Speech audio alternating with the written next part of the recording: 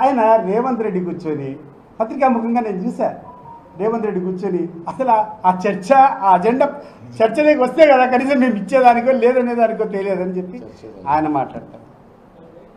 So ఎక్కడికి పోతాడన్నా, మనము ఏం చేస్తాడన్నా ఒకసారి ఆలోచన చేయండి. ఈ రకమైనటువంటి ధమ్కీలు ఎవడు కేర్ చేసేవాడు లేడు. ఆయన క్లియర్గా చెప్తాడ,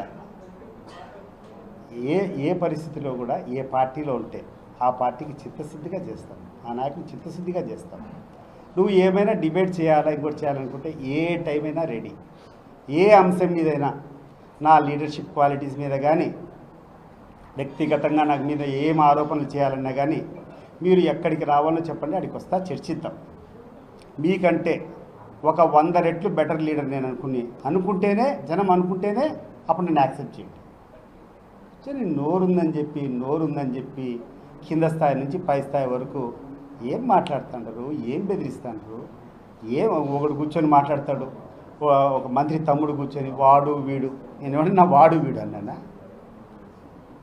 నేను అంతో ఇంతో ఒకటో రెండో మాట్లాడితే మీ తరపు నుంచి ఒక స్పీడ్ వస్తే ఆ స్పీడ్ తగినట్టే ఉంటుంది నా జవాబు.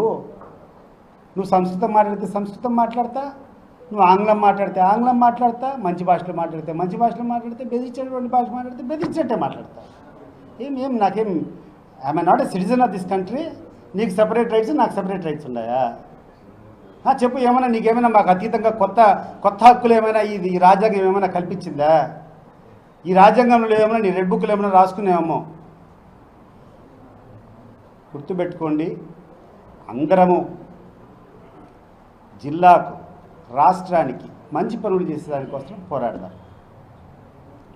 ఎవడు ఎక్కడ ఏ స్థాయి వాడిని కూడా దిగజార్చి మాట్లాడడం ఇట్ ఈజ్ అగెయిన్స్ట్.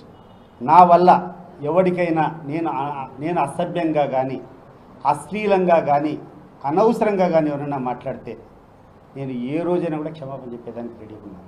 నా వల్ల ఇంతవరకు జరగలేదు.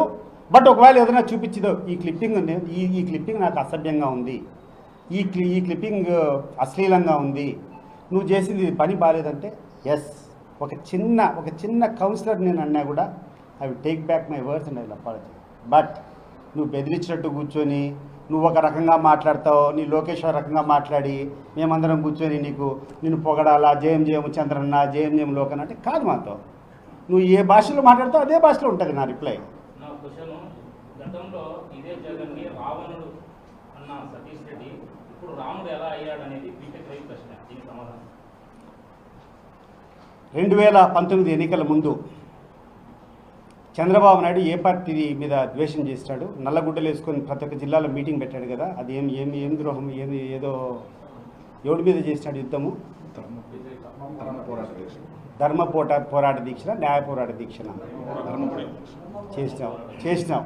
2024 వచ్చిన తర్వాత పరిగెత్తుకుంటా పోయి నువ్వంతకు నువ్వు పోయి కూర్చొని కౌగిలించుకొని నువ్వు రా అని చెప్పి చేసినావు. నువ్వు దిగజారు రాజకీయాలు చేసావు. నీ స్థాయి తగ్గించుకొని నువ్వే విమర్శించినా నువ్వే పైకి మళ్ళీ కాళ్ళు పట్టుకో, అంత పోయి రాజీ అయిపోయి వాళ్ళతో పొత్తు పెట్టుకో. నేను అట్లా చేయలే. రవి కూడా గుర్తు చేస్తాడా, నేను ఏ సందర్భంగా పోయినానో, నేను ఏ రకంగా పోయినానో, నేను తెలుగుదేశం పార్టీలో ఉన్నంత వరకు.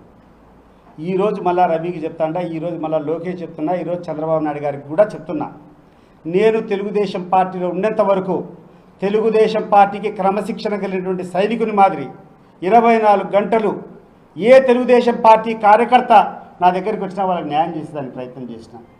తెలుగుదేశం పార్టీ నాయకత్వానికి ఆ లీడర్ను, ఆయన కీర్తిని నలుదిశలా ప్రాపించేటట్టు చేశా. ఆయన ద్వారా మంచి పనులు చేయించడానికి ప్రయత్నం చేశా. నువ్వు వద్దనుకున్నావు. అవతల ఎవరైతే నేను పోరాటం చేస్తాం వాళ్ళు కూర్చొని స్నేహాస్తం చేశారు, మంచి పనులు చేసుకుందాం రా నీకు ఎక్కడ అని చెప్పారు. ఎవరినైతే నేను నమ్మినానో వాళ్ళు నన్ను ఒక నమ్మకద్రోహిగా కూర్చొని చిత్రీకరించినారు. సో అటువంటి పరిస్థితులు భరించలేక ఈ యొక్క లోకేష్ చేసినటువంటి కొన్ని కార్యక్రమాలు నచ్చక అందరికీ చెప్పే బయటకు వచ్చిన.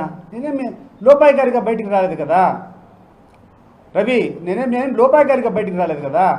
క్లియర్ కట్గా కాన్స్టిట్యున్సీలకు సంబంధించినటువంటి అందరినీ, ఐ థింక్ నీకు కూడా ఫోన్ చేసిట్టున్నా, ఆ రోజు మీటింగ్ ఉంది రా అని చెప్పి నీకు కూడా ఫోన్ చేసేట్టున్నా, అందరినీ పిలిపించి అందరి సమక్షంలో నేను ఏ కారణం చేత పార్టీ నుంచి బయటికి పోతున్నానో చెప్పిన. 4 సంవత్సరాలు ఏ పార్టీకి సంబంధం లేకుండా ప్రశాంతంగా బతికిన. ఎన్నికల ముందు జగన్మోహన్ రెడ్డి గారు స్నేహహస్తం అందించినారు, నువ్వు రా అని చెప్పారు. ఆయనకు అంతో ఇంతో నేను నాకు పెద్ద అవసరం లేకుండా కూడా నేను చేసినటువంటి చిన్న సహాయానికి ఆయనకు అత్యంత కీలకమైనటువంటి బాధ్యతలు అప్పచెప్పినాడు. రాష్ట్ర ప్రధాన కార్యదర్శిగా సగం రాష్ట్రాన్ని నా చేతికి అప్పచెప్పినాడు. నా ధర్మమ్మా కాదా అని ఆయన చేయాల్సినటువంటి అవసరం. మరి నువ్వు చెప్పు, నువ్వు ఎన్నిసార్లు పార్టీ మారలా, ఎవరెవరు మీద పార్టీ మారలేదు చెప్పు నాకు. బట్ మీరందరూ పార్టీని మీ స్వార్థం కోసం మాట్లాడితే నేను సిద్ధాంతం కోసం మారినా, నేను ఆత్మగౌరవం కోసం మారినా. నా ఆత్మగౌరవము పరీక్షకు ఉంది కాబట్టి నేను మారినా. అది అందరికీ చెప్పి పార్టీ కార్యకర్తలందరినీ సమావేశపరిచి నేను మాట్లాడి, ఆ రోజు ఒక్క కార్యకర్త కూడా నువ్వు చేసి తప్పని అనలేదే నన్ను.